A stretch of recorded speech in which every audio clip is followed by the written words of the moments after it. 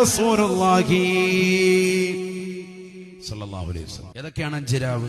അവ്വലു ലൈലത്തിൻ മിൻ റജബ്, പരിശുദ്ധമായ റജബിലെ ആദ്യത്തെ രാവാണ് വലൈലത്തുൻ നിസ്ഫി മിൻ ശഅബാൻ, പരിശുദ്ധമായ ശഅബാനിലെ 15-ാം രാവാണ് അഥവാ ബറാത്ത് രാവാണ്. ശ്രദ്ധിക്കണേ, ദുആഇന് ഇജാബത്താണ് എന്ന് ഹബീബുനാ റസൂലുള്ളാഹി.